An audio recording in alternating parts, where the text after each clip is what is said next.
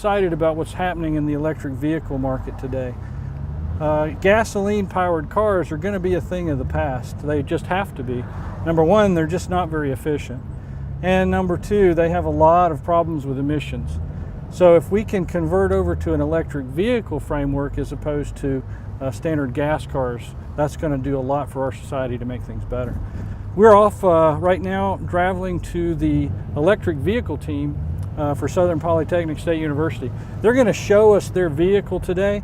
And in fact, they've got 3 vehicles to show us. We've got an electric truck that they've converted from a gas truck. They have an electric go-kart that they've been using for competitions. And they also have an electric motorcycle, which they've taken to raceways. So this is going to be a really interesting show, so make sure to stay tuned as we go and take a look at the electric vehicle team.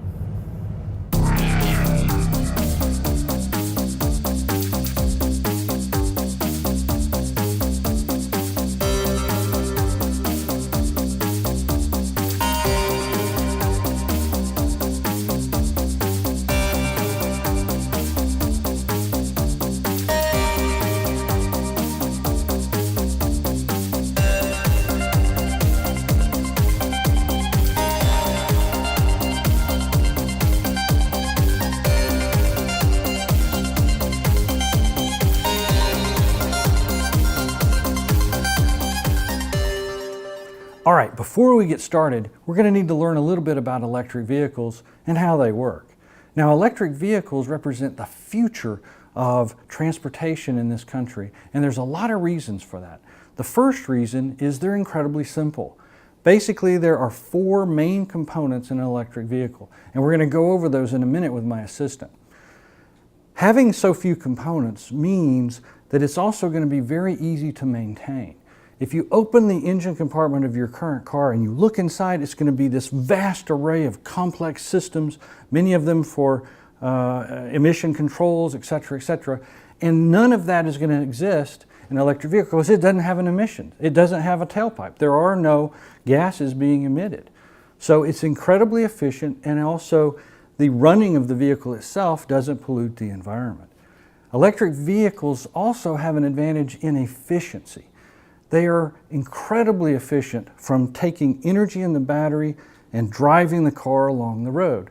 Take, for example, Tesla's new Model S. It's 88% efficient at taking the energy stored in a battery and driving the car. Now, in a conventional car with a gas-powered engine, the best efficiencies that you could possibly hope for would be about 35%. Now, that's because most of that energy is inefficiently burned off and as heat from the engine compartment itself. So you lose all kinds of energy when you go that route. Another advantage of the electric vehicle that I really love is the instant torque conversion the motors give you. Whoa, torque conversion, what the heck is that? Well, what that basically means is how fast you can come from a standstill to driving the car. So it has great acceleration. Electric vehicles have an amazing acceleration, and that's one of the things we're going to see a little bit today. Now, before we get started, I'm going to get the assistant to come out and give us a hand. Are you ready? Awesome. Okay, good.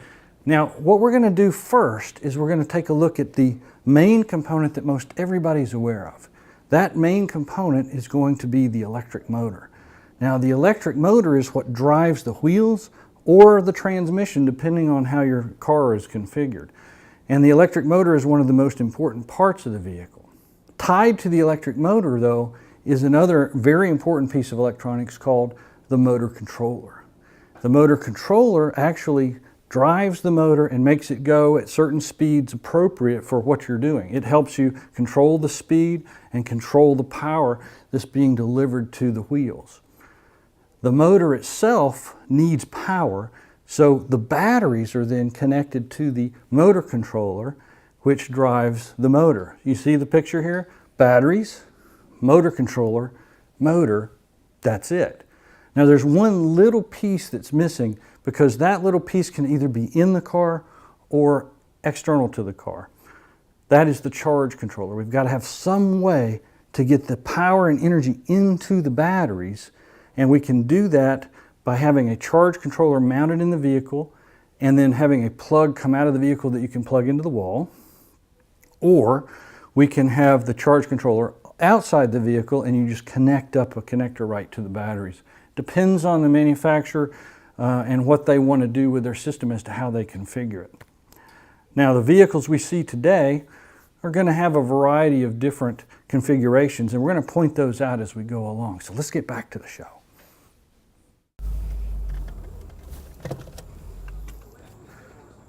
Hey guys!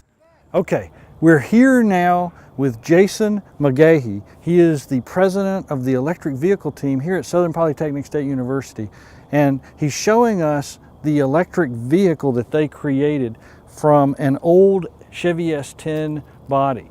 You want to tell us a little bit about the vehicle, Jason, and what's going on in here? Sure. Well, we started with a Chevy S10 that had the motor blow up on it, so we got it for cheap. We ripped out all the internal combustion parts that we would no longer need, so radiator, gas tank, and the motor itself, all gone. And then what we did was we built a rack for our battery bank to set the batteries in here. We got 5 in here and 7 in the back. We got an electric motor that we hooked straight up to the transmission. We have our motor controller over here, our throttle, which sends the signal to the controller, and this is a 12-volt accessory battery to control lights and other 12-volt stuff that the truck needs to run. All right, fantastic. So basically this has all the elements that we've talked about that need to be in an electric vehicle. We've got our batteries, our motor controller, our electric motor.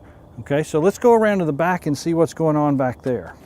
Back here you have another bank of batteries. So you wanted more batteries because why? You wanted more range and power? Or? More range and a higher voltage. The voltage will really determine the speed that the truck can get up to. Okay. So with 12 batteries in total, right, at 12 volts each, that's 144 volts. Okay. That gives us a speed of around 60 miles per hour. Wonderful. So this thing can really compete on the regular road, drive around with all the other traffic, no Sure. trouble. Okay.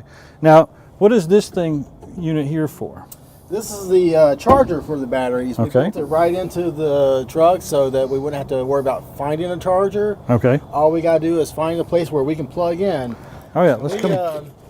put our plug right in here where the gas filler would normally be, and so we just pull our So you cord just out. plug that, you take that, you pull it next to an outlet in the garage, and you just plug it in and it Sure. charges. How long does it take to charge this thing? Well, this is to get- a 120 volt connector, Right? so it takes about 8 to 10 hours to get a full charge Okay. on it. Okay, so that's not too bad. You come home, you plug it in, charge it up, and then you can leave for the next day. Now I know this is kind of a retrofit for you. This vehicle was not designed as an electric vehicle from the ground up. It was a gas-powered vehicle.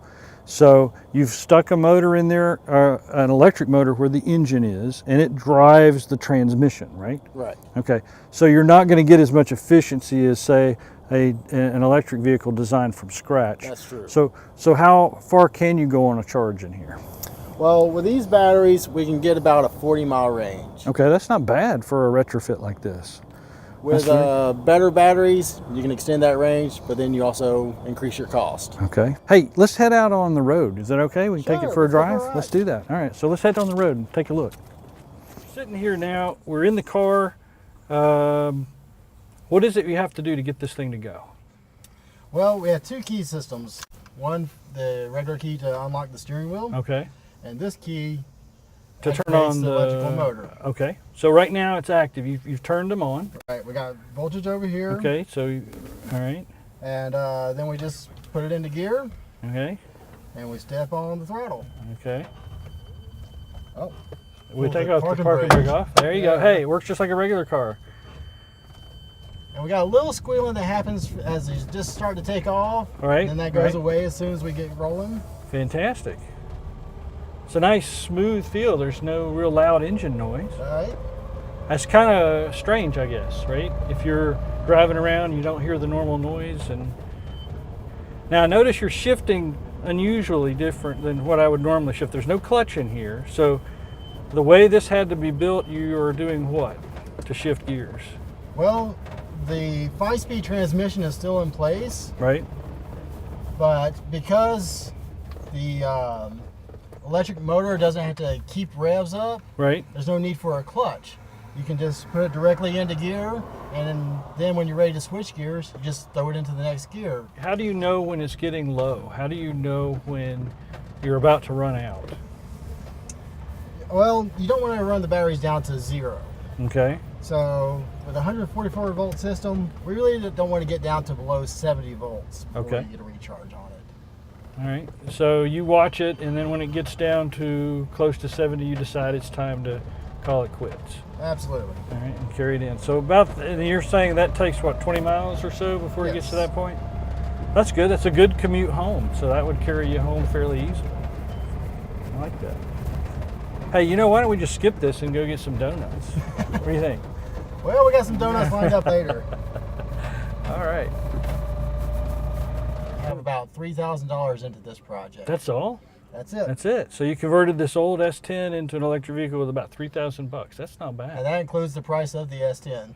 Oh, that's Oh, really? Yes. So how much did the S10 set you back? Oh, about $500. Okay. It had, Okay. trash So there you go. I mean, if you want a car that's going to be all electric, you have an option for $3,000. You can create an Chevy S10 electric car. Sure can. Thanks. All right. Hey, let's go take a look at that go-kart. I've had my eye on that. All right. Okay. All right. Now we're here with Matthew Lawrence, and now Matthew Lawrence is the go-kart team lead. And basically you're in charge of the electric go-kart. So we just got through riding and seeing the electric Chevy S10. Now we've gone down to the go-kart size. Can you tell us a little bit about how this works? What are the different components inside the electric go-kart? All right, we're running a DC permanent magnet motor. It has a peak horsepower of about 19.1. We're running an Ultrax controller that's open source. It's free to use there. Really? That's great. Yeah. Okay, that's great. We're running the batteries. We're running lithium iron phosphate batteries.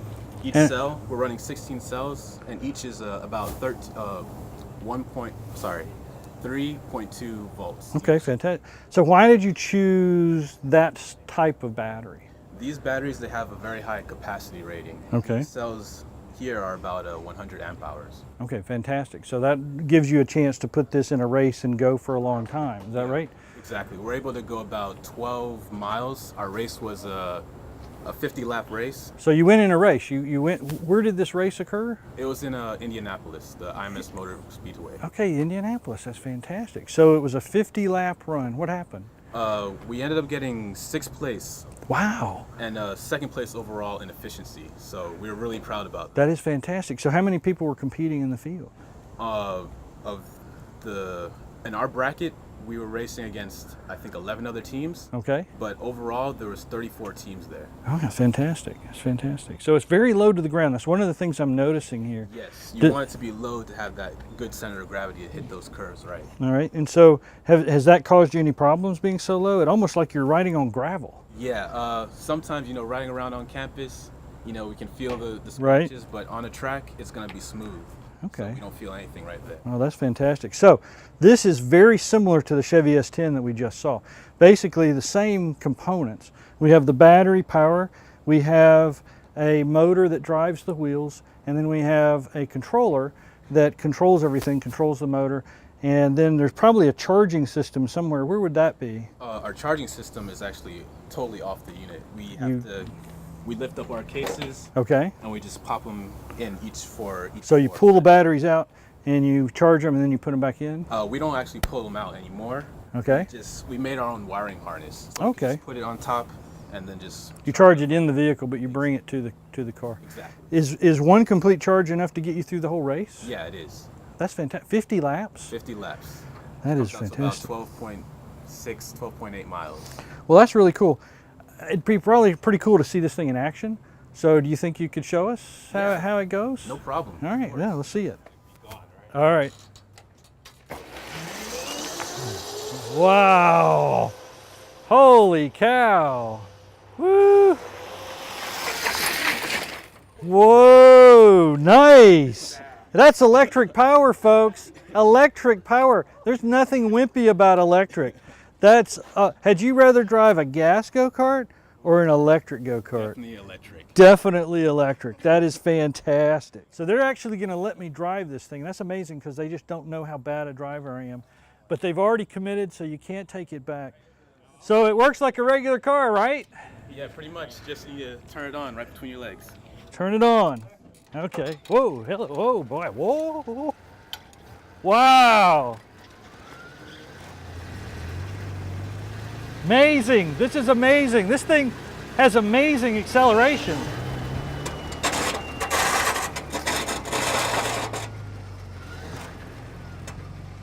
And I also think the best way to brake on this thing is actually to turn.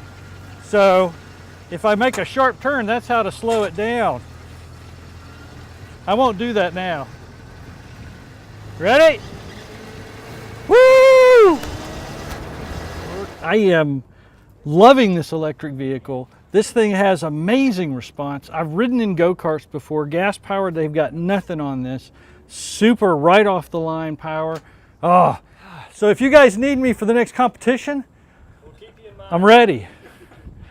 One last thing we want to look at though. We've seen the go-kart, we've seen the electric vehicle. Let's go take a look. They've actually created an electric motorcycle. And so let's go talk to the motorcycle driver and take a look at the vehicle itself in here. All right, we're here with the electric vehicle team's electric motorcycle division. Now basically, these guys race an electric motorcycle. Right here with me is the team lead. This is Tyler, and this is Caesar, our veteran motorcycle racing driver. Now this vehicle you guys recently carried to competition, am I right? Correct. Okay. How did we do? What happened with the vehicle when you carried this to competition? Oh, well, we took it to Indianapolis Motor Speedway for the FIM E-Road Racing Series, which is a strictly electric series of motorcycle racing.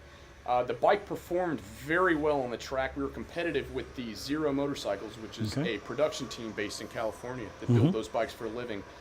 And so y'all built this from Correct. scratch, right? Yeah, we were the only university team and prototype team at the competition. The only university Correct. team. Yeah. That's fantastic. Virginia Tech was supposed to show up. They weren't able to make it, so that left us being the only university team against factory production teams that Right. have their big facilities, R&D time, money to back them. And That's fantastic. this is a prototype bike that we raced against them. So we were very competitive with the Zero bikes. Okay. Bramo was essentially in another category themselves. I mean, their bikes are Okay. So super you had a nice. wide range of things. We were the only university team to compete Correct. there. Yeah.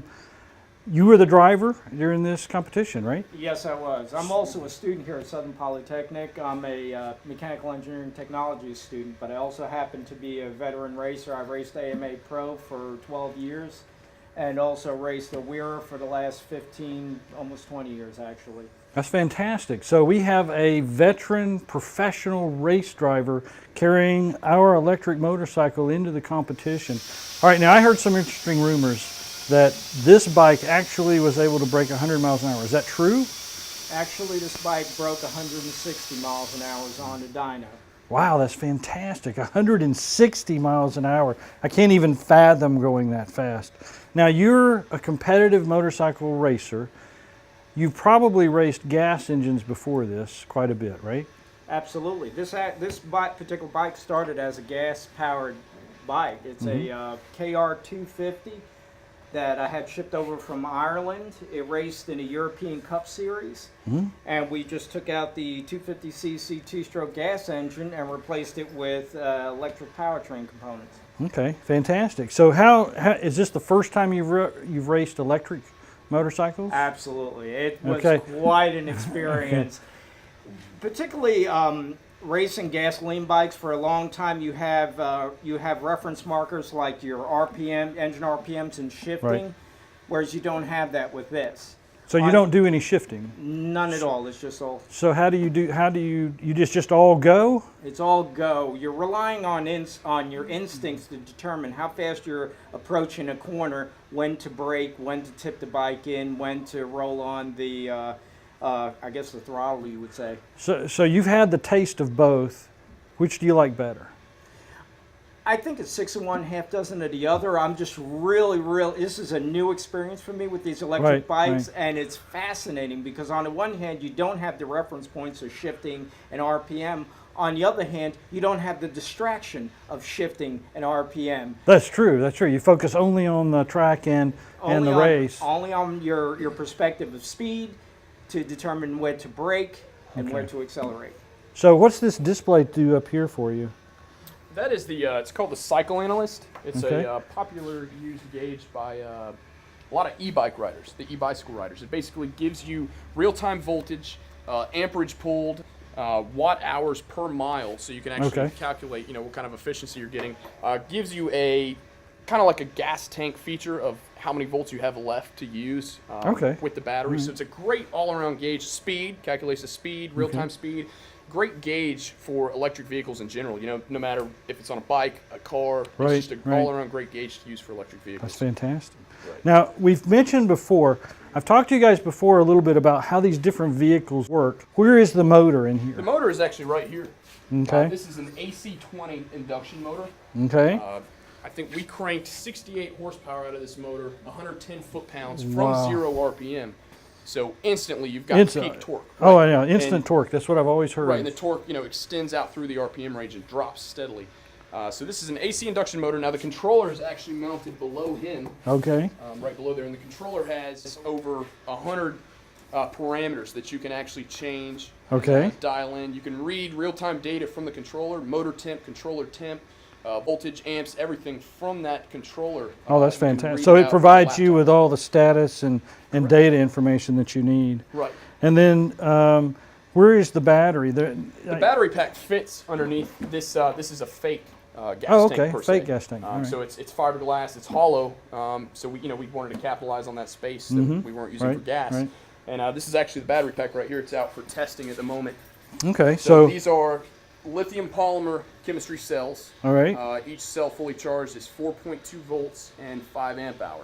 Oh, so fantastic. That's a lot of power in just one cell. Correct. They're the most powered in cells you can really get on the market. Each cell can dump 100 amps continuously without breaking a sweat. Wow. So very powerful cells. And you've got how many of them? We've got 360 total. So this is one half of the battery pack. Correct. This is one part of the battery pack. Wow, that's fantastic. So how do you charge this bad boy? It must take quite a bit to charge that. Right. Well, we were using a Variac, so that we rectified, and we're able to charge it, I believe it was 40 amps total. Okay. That was the bulk charging aspect of it. And we also had balance leads to each module that we could actually charge and balance with this smaller RC powered charger. Okay, fantastic. So we bulk charge, and then we balance later with this.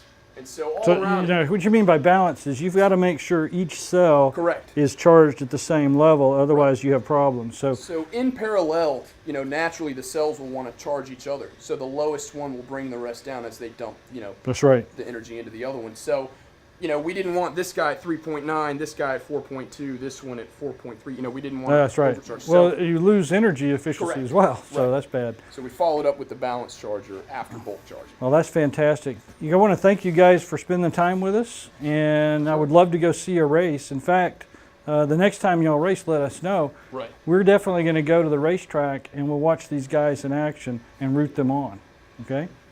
All right, gang, that's it for another episode of The Energy Hunter. Make sure to stay tuned next month as we come out with a new episode and new energy adventures. See you next time.